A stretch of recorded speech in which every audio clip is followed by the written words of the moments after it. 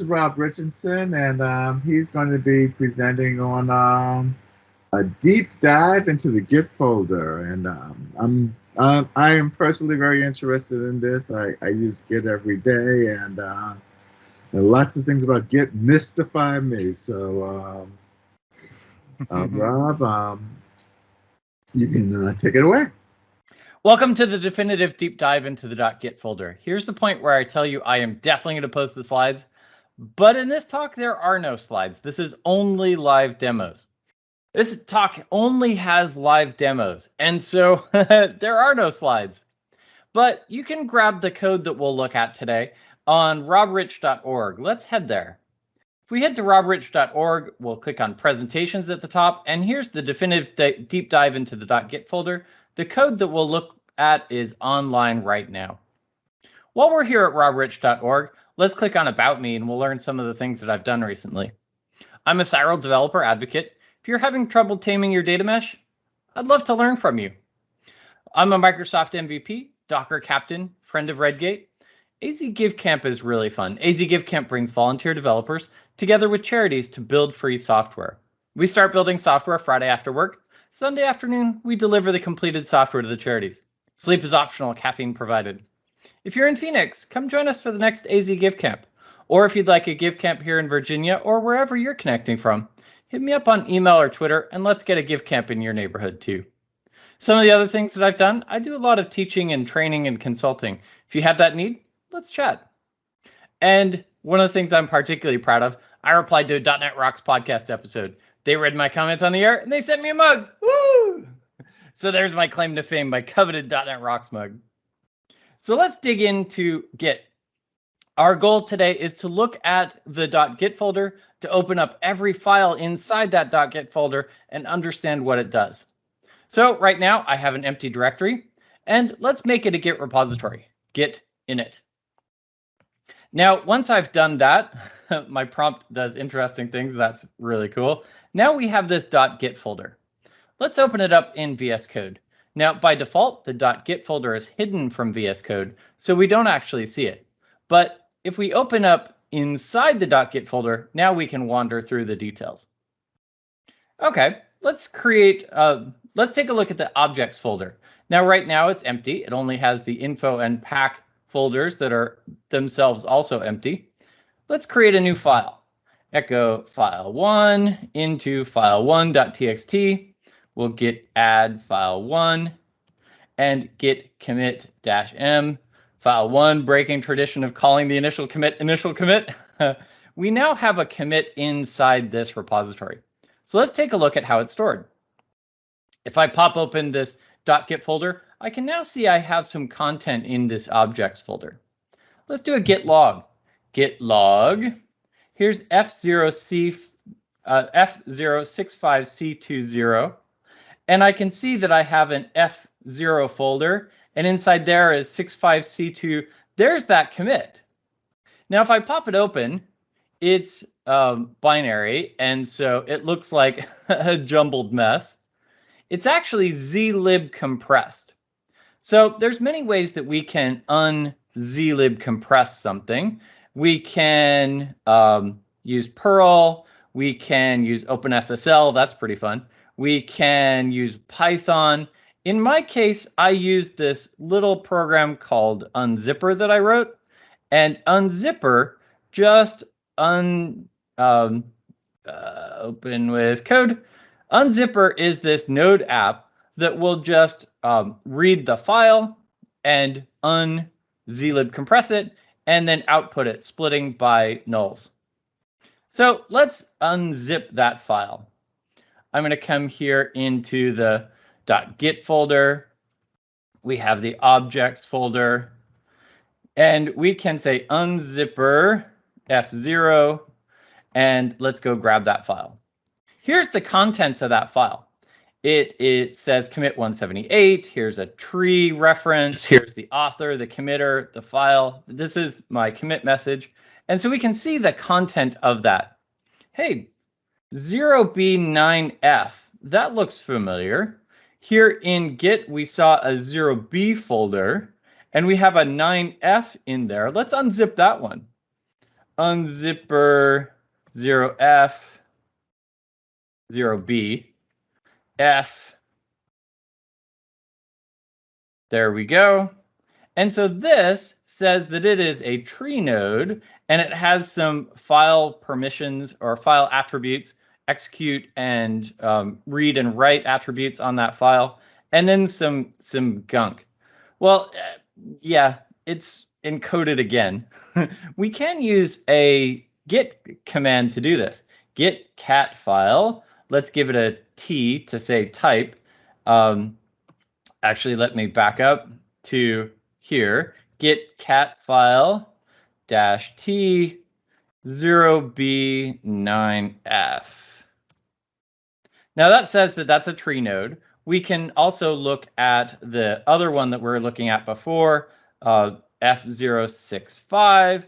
And you notice that we only need to get unique in this. We don't need to do the full git hash. That one is a commit. We can also look at the contents with git cat file. Git cat file -p F065. We saw that content before. Here's the content of that commit message. And if we look at the content of the tree, so git cat file -p, here is that content. So it says we've got this file. It is a blob. Here's the file name. Let's take a look at that blob. Git cat file -t. It is of type blob. Git cat file -p, and here is the contents of that blob. Here's file 1. So we saw that when we did a commit, we actually got 3 nodes. We got the commit node, we got the tree node, and we got the blob node. The blob node includes all of the file contents. The tree node references what is those file names and their file permissions, and then the commit node that is the commit message and the links to the other things. Let's create another commit. Echo file2, send that to file2.txt. Oh, I'm in the Git folder. Echo file2, let's send that to file2.txt. Git add file2, git commit -m file2. And now we can see that we got 3 more nodes, this one and this one and this one. Well, let's take a look at those nodes. Git log, here's this one, so we can do that git cat file -p, that is of type, -t, it is of type commit, and -p, here's the contents. It links to this parent node, so git cat file -p, here's the parent node where we committed file 1. It also references this tree node, git cat file -p, here's that tree node, and it references these 2 files. This file we saw previously. Let's take a look at the contents of this file. Git cat file -p, here's file 2. Now that was kind of a lot of work to wander through these 6 nodes. So let's start up this program that allows us to navigate through them. Git Explorer. And this is the code that you'll get to as you go to robrich.org and click on the code button. You'll be able to get to Git Explorer. Now Git Explorer is a way to visualize all of our Git nodes. So let's start up Git Explorer. I have it set to this Git folder here. And now if we refresh this, we can take a look at the content in our repository. So here's those 6 nodes. Now, it could be nice to kind of, well, let's show the tags. Here's the commit messages for each one. If I click on one, I can see it. I did show the branches, and we'll come back to branches, but here's that 514. So I know its parent is F06. So here's that parent node. It references this tree 0b9. So here's that tree, and it references this blob E2. And so now I can kind of navigate through them. Well, let's color code them. I'm going to click on show type, and now I see a color code for each type of commit. That's great. Now, right now we had to kind of wander through. Here's the commit mode. It references this tree node here. And so let's actually link them together. parent child. I'll show the lines here. Let's show the tags. And now I can see here's my commit node. It references this previous commit node. This previous commit references this tree that references this file, but this tree node also references this file. That's pretty cool. And here's the other file. So if I look at file 2, I can see this, and file 1. This is Git being much more efficient. It doesn't need another copy of file 1 just to be able to reference it in another commit.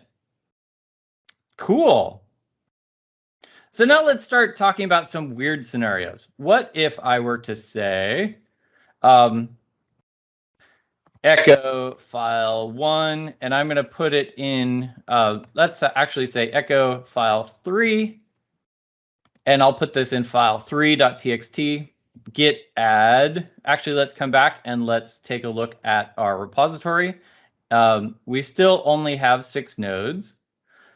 Let's git add file 3 and refresh again. And we see that now we have 7 nodes. Show type, parent child, show tags, show lines. Here's this new blob node, even though it's not part of a commit. When we add it to the staging area, it creates that new node. Perfect. Git commit -m file 3. And now that I've committed this, let's refresh again and show type, lines, tags, parent child, tags. Now we can see that we have that commit together with the tree node and the blob node. And notice that it still references file 2 and file 1. Well, that's great. Let's do another weird one. Let's come back in here to this Git folder and let's create a new folder. And now I'm going to echo file 1 into folder/file1.txt. Now, the contents of this file 1 is identical to the contents of this file 1 right here. And we're going to take advantage of that. Git add folder/file1, git commit -m folder.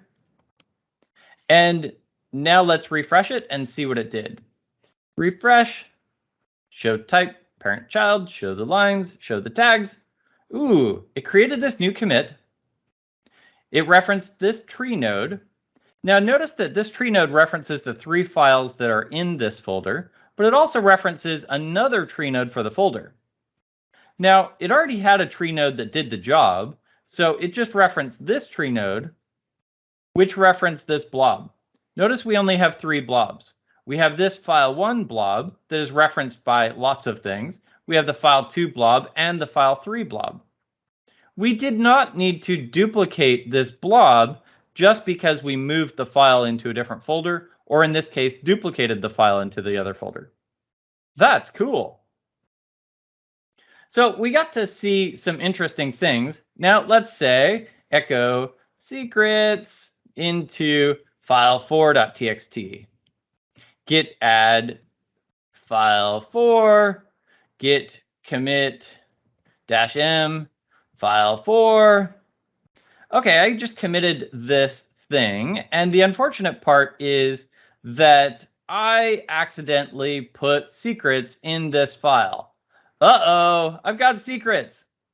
Okay, well, I know how to fix that. Let's come in here to this file and say, remove the stuff. I've definitely changed that. So now I'm going to come in here and I'm going to say git add file 4, git commit -m file 4, and I'm going to do -amend. Oh, I spelled amend wrong. Now the cool part about amend is it will actually change the current commit. So if I say git log, we can see there's, let's say git log --1 line. We can see that we've got this commit that references file 4, git log, and that file 4 is only the details of it. Let's come refresh our Git repository and take a look at that content. Show type, parent child, show the lines, show the tags. I have this commit that references this tree that references file 4 that doesn't have the secret. But I still have this commit that does reference this tree, that does reference this secret. Even though I amended the commit, even though there's no branch pointing at this commit, that content still exists in my Git repository. If you have committed secrets, consider those secrets lost and rotate the keys. Even if you haven't published this, even if you've amended that commit, that secret is lost. Well, that was really cool. We got to see how Git spreads out into this folder, and we can now see that there's a lot of objects here.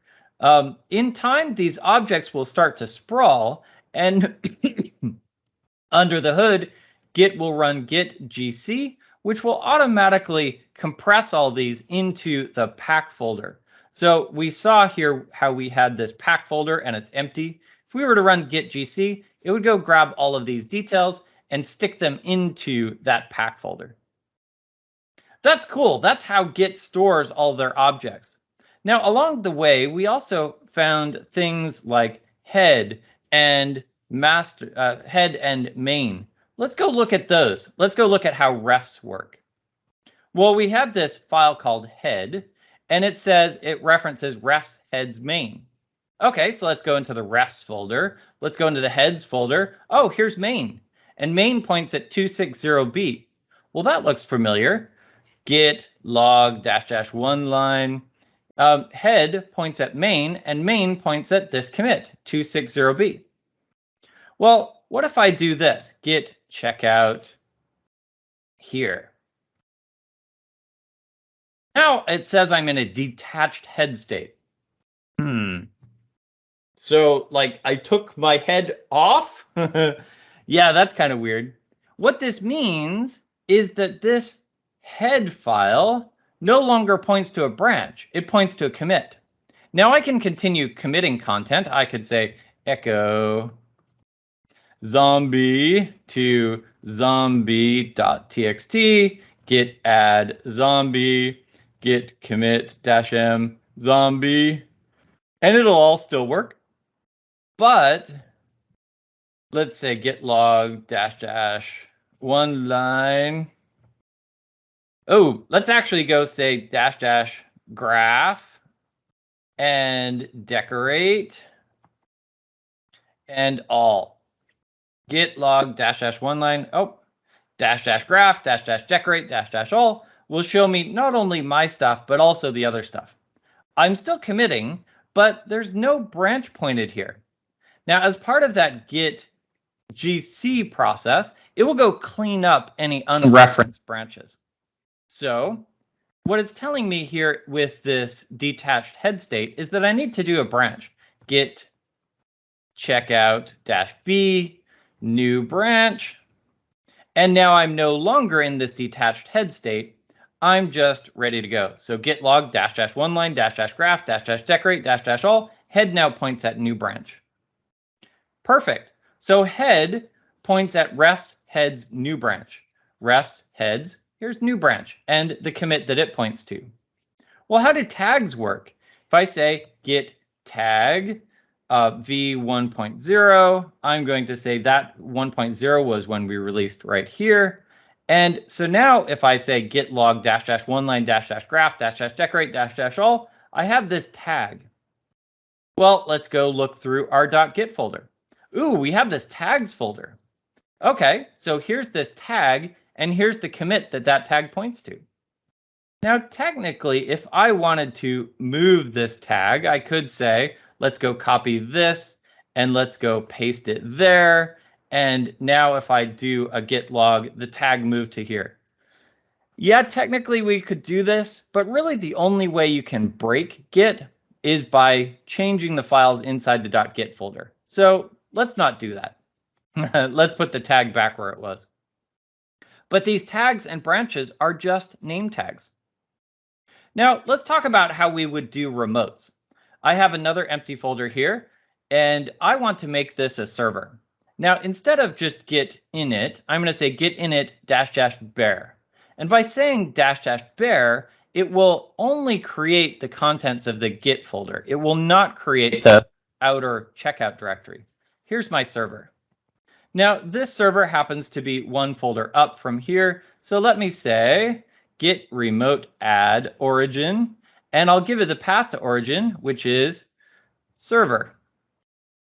Okay, git remote -v. I can see that that's my path to my server. Now you might choose to make it https://github.com/whatever, or / server name / share name. In this case, I just chose to put it as a regular folder. Now I'm going to say git push origin main. I'm going to send the main branch up to the server. Let's do that git log --one line --graph --decorate --all, and we can see this red branch here. Let's take a look at how that's stored. Inside the refs folder, we looked at heads, we looked at tags. Ooh, we now have a remotes folder. Inside the remotes folder, we have origin. That's what we chose to call it. And here's where the main branch is on the server. Now notice that it doesn't know where our other branch is. So let's send that other branch to the server as well. Git push origin new branch. Now I was always bothered by why am I specifying the server first and then the branch? Well, it's because I could push multiple branches. Main, tags. Let's push all the things to the server. Okay, so now we can see that we have a remote tracking branch for new branch and for main. So here in the server, here in remotes origin, we have main and new branch. And here's the last place that I saw those, and it references those git commits. So that's cool. The refs folder then is all of the references to various branches, all of the human readable labels that we can put on it. The objects folder is where we store all of the actual content. And even on the server, we'll have similar objects folders and refs folders. So here's all those objects that we just pushed to the server. Okay, so we took a look at refs. Let's take a look at logs. Now, when we looked at this git log --one line --graph --decorate --all, it's dumping all of the content into place. Here in the logs folder, or here we can take a look at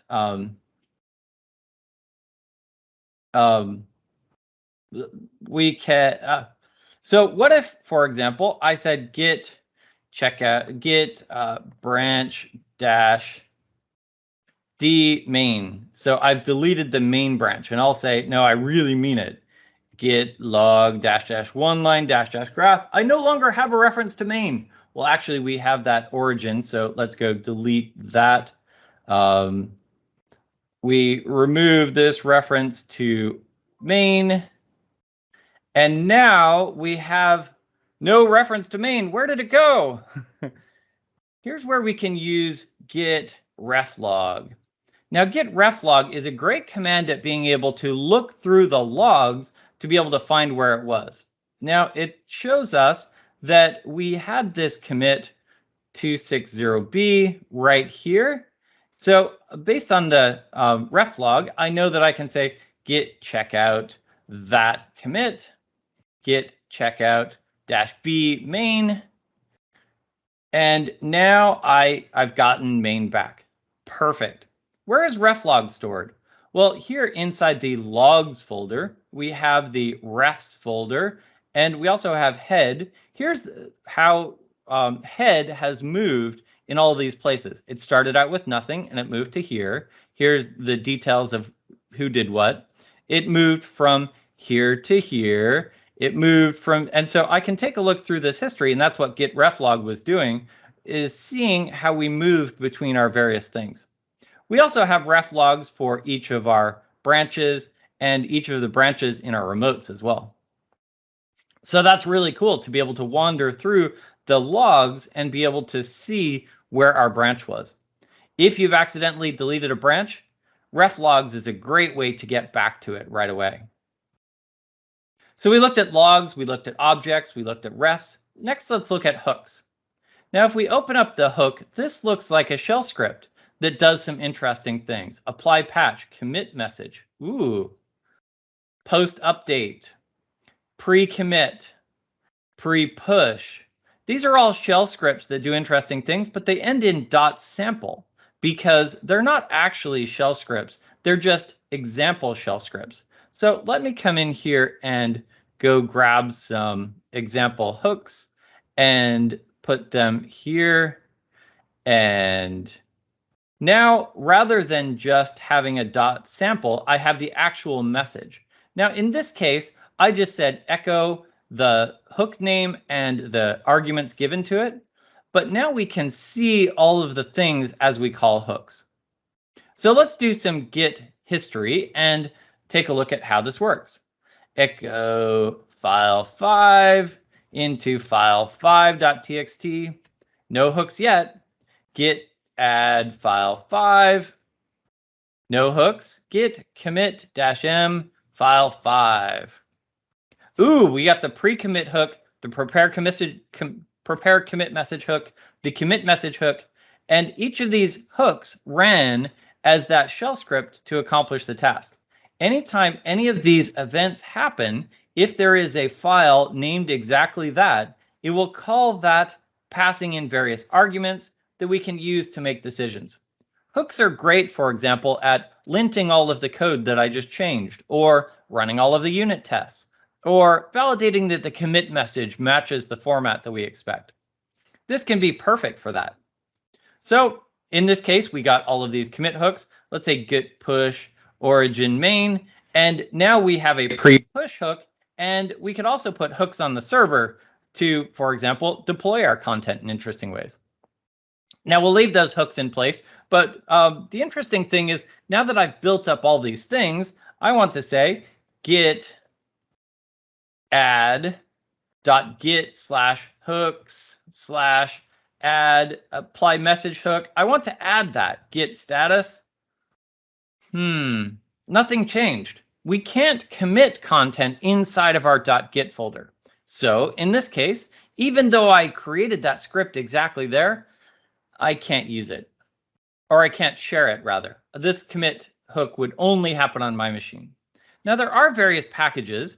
There's one in Python, there's one in Go that allows us to hook into those Git hook folder and reference it from scripts that we can commit outside of the Git folder. So for example, Git hooks is an NPM package that allows us to symlink into that hooks directory and allow us to run these hooks anytime we do things. So as part of installing this, it creates symlinks into the hooks directory and allows us to run all of our commit hooks. That's perfect. Find the package associated with your language, add this package, and then you could, for example, move all of these hooks into maybe a .git hooks directory or something that you now can commit. Perfect. So we took a look at hooks and how it's a great mechanism for us to be able to automate tasks that are, well, kind of mundane. Next, let's take a look at configuration. Now, the biggest configuration file is this config file, and we can poke at this. This is all of the particular details about our Git repository. Now, notice that it has a reference to the origin server. Here's that URL and the mechanisms that we use to do it. We also have some other settings here specific to this repository. Now, this file actually overrides any settings in our user-specific file. So let's go open that file, the .git folder. And this one is in my user home directory. So C users rob.gitconfig. Yours might be in C users your username.gitconfig. Now this specifies all kinds of interesting things. Here's the username and email I set when I first installed Git. I've got a reference to my GitHub. I have my editor. I have some aliases, which are pretty interesting. I have my diff tools specified. Now, what if I want this particular repository to have a business email instead of a personal email? Well, we have these settings, and these settings apply equally to all repositories on my account. And so I'm going to come into this .gitconfig, and I'm going to say, instead of this being my personal email, I'm going to set it as biz business.com. Now, any commits that I do in this repository aren't referenced by me personally, but rather my business email address. Now, this only applies to this repository. We have this one for this repository. We have this one, which is called system, that is user specific. And we have a third one that is actually in the program files directory where we install Git. Now, I would avoid overwriting anything in here because as you install Git updates, it will overwrite this file again. But we can see all of the details that I chose as I installed Git. So for example, auto CLRF, symlinks, my default branch name. Those are great settings to install when we create Git. But if we're ever worried that we're going to reinstall Git and not have those in place, we could copy them into, for example, our local one. Now, I also have a course setting, so let me merge those settings together. Or if I want to have them specific to this particular repository, I can definitely do that as well. Did somebody forget to check the box that says auto CRLF when they installed Git? Well, let me make this Git specific change inside this one repository. Now, in this case, I don't want to do that, so I'll just leave it off. But we see how we've got the repository specific one, the user specific one called system, and the one in our Git install directory called global. Now, I don't like that this middle one is called system. I would rather it be called user, but yeah, that's what it is. So that's one of our config files, is this config. That's great. Let's also look at other config files. Now, inside the info folder, we have an exclude directory. Now, this is basically the same format as a git exclude file. We could say star.log, star.temp, bin, node modules, and we could definitely configure this here. But this is also one of those files that is inside the .git folder. So we probably don't want to put that here. Instead, we want to put that in the root of our project here inside this folder. So we'll say echo bin to .gitignore. Now that gitignore file, we can set all of these particular details into. So we'll put bin, node modules, temp, log. All of those will be in our root.gitignore so that we can commit it into our repository and be able to share it with others.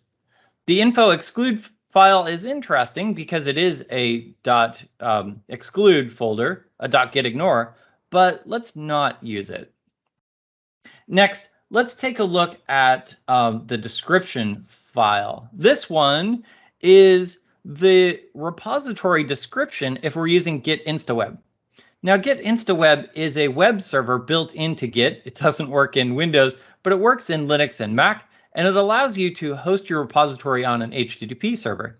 Now, typically, we'll want to move this to GitHub or Bitbucket or GitLab, a shared hosted repository, instead of running it locally. And so probably we'll never set the repository description here for InstaWeb. But there's that folder, the description file. Now, if we look inside index, this is another config file. And this is, well, a big binary blob. Let's take a look at what this Git index file is. Now, it is kind of a mess. It has this specific format, which is very particular. And yeah, the TLDR version of it is that there is this git ls files -- stage that will read it. Now, if you do want a program to read it specifically, Gin is a cool Python program that parses the index file, or even better, let's just say git ls files -- stage.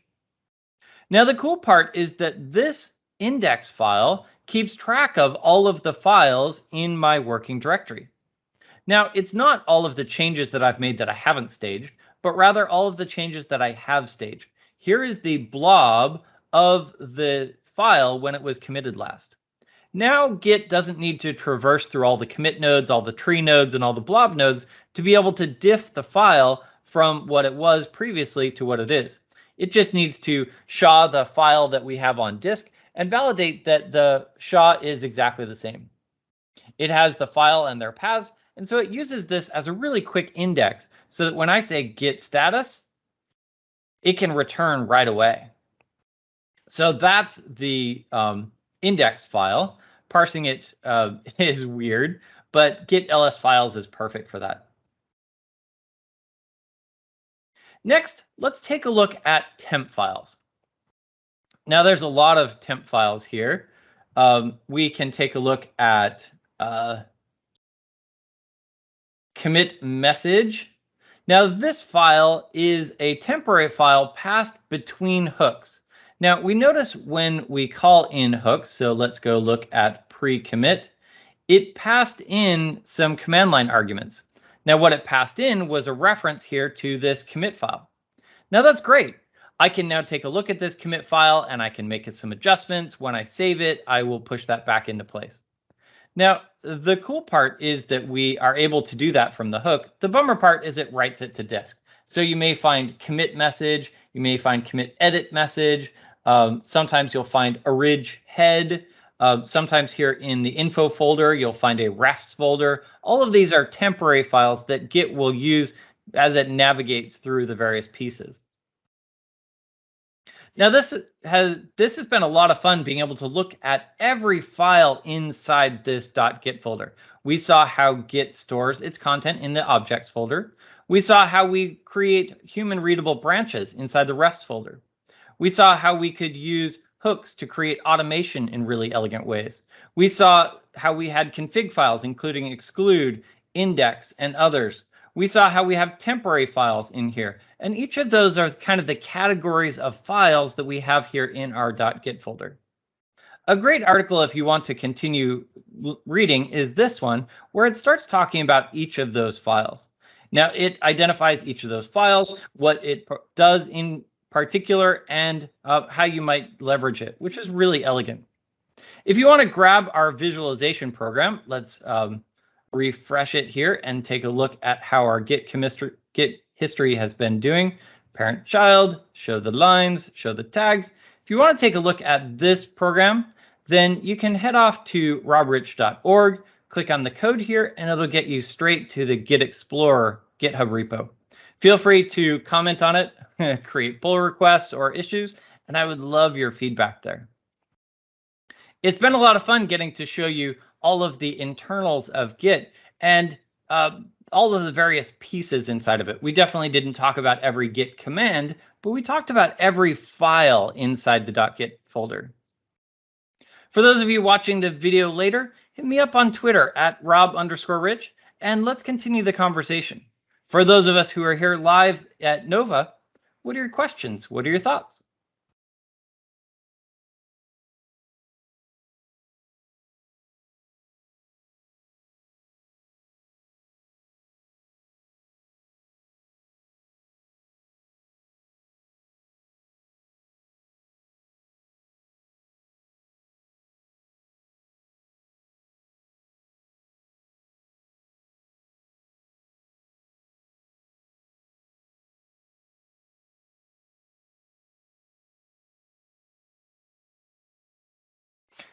One of the questions I often get here is, well, so now that I know all the files, how do I, share them? How do I make sure that your repository has the same details as mine? Now, the cool part is when I do a git push or git pull, all of the particular objects, the references will all move to the other server. The particular details that I have in my config are specific to me. And so if I want to back those up, the best way to do so is to just grab this .git folder and copy it to another location. Probably the only file that you're worried about is this config file, and everything else will come into place. Or if you push all of your objects into another repository, then those are completely available and you can use those anywhere.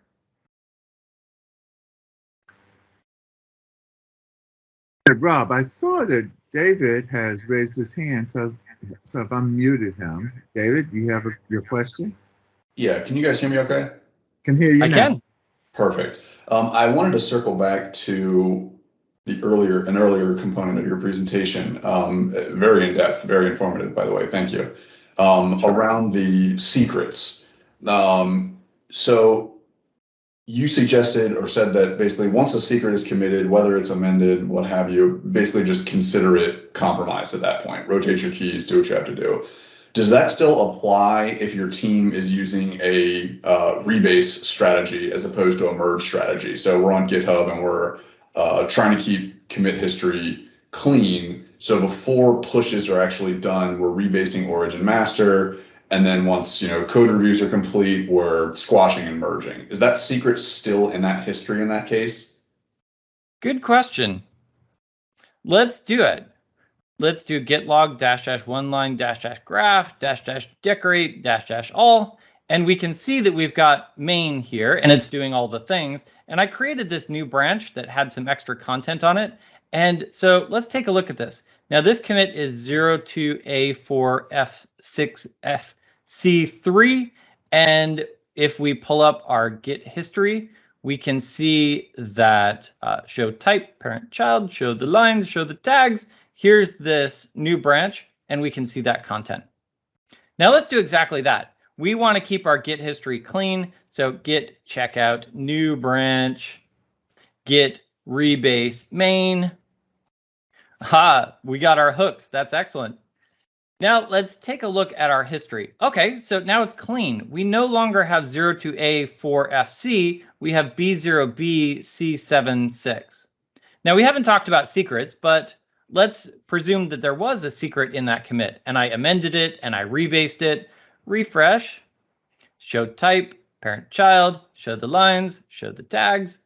Here's our new branch, 02A4F. But no, here's the new branch. And this is the one rebased over top of main. But here's that old branch. It is still there. It's still in our commit history, even though we rebased it over here. Now, these do have different commit IDs, but yes, the content is still compromised, even if you amended and rebased and squashed.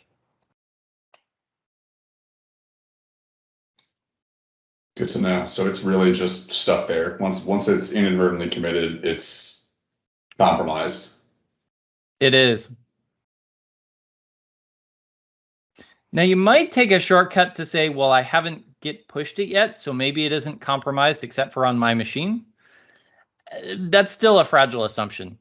I would say even better, the moment that you've committed it at all, consider it lost. If you've got a mechanism to automate rotating the keys, then that's no big deal. You just rotate the keys and publish the new content into your secrets manager and everything's fine. So let's say we're in the situation where we don't know how to, rotate the key. We're unfamiliar. We don't know the process. A senior dev is not available. DevOps isn't there. Whatever. It's the horrible situation. So you accidentally committed, but you've got a dozen commits behind it that you've been working on. Some reasonably sized feature. Is one course of action? So I mean, obviously a fresh clone. We'll get rid of that. But if you fresh clone, would you recommend just kind of cherry picking the good commits from there, or would you risk bringing that history over as well with that cherry pick?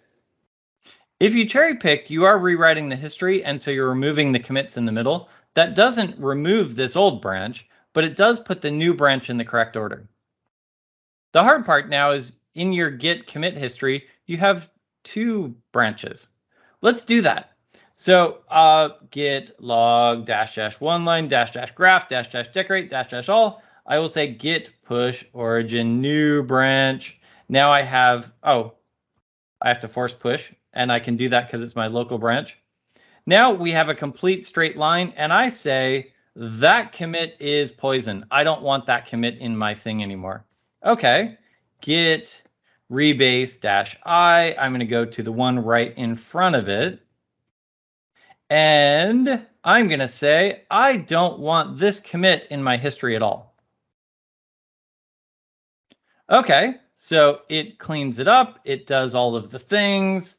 I can see that I now have a clean history. Git push origin main -f. Oh, no, origin. Let's get main caught up. Git update ref's heads main to head. Now I just do not pass go, do not collect $200. I picked up this branch and I stuck it straight on there.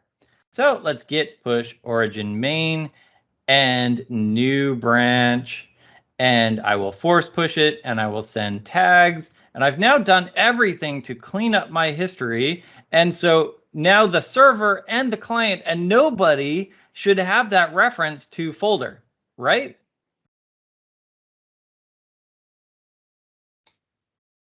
Maybe.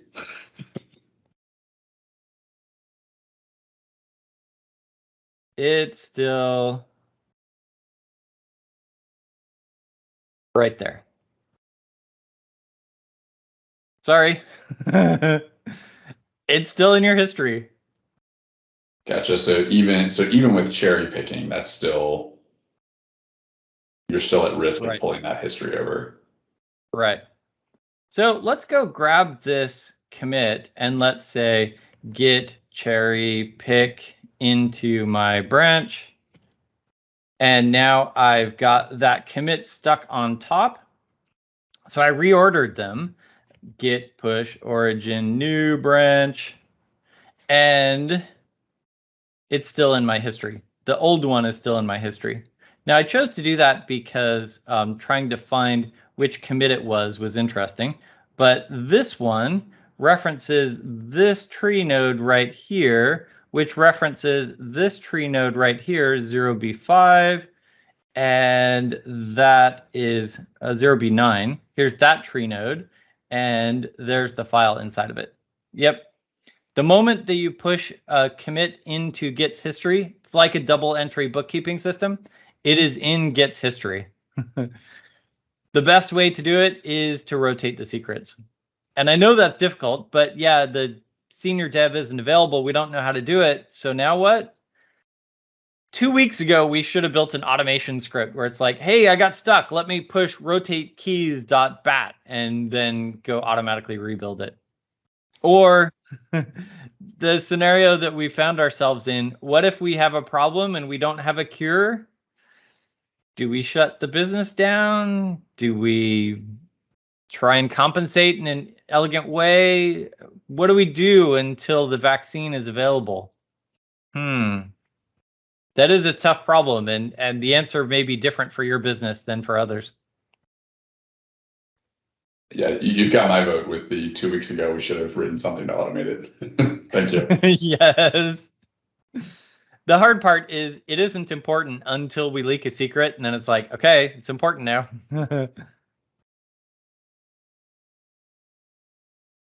That was some great questions, though. I love it.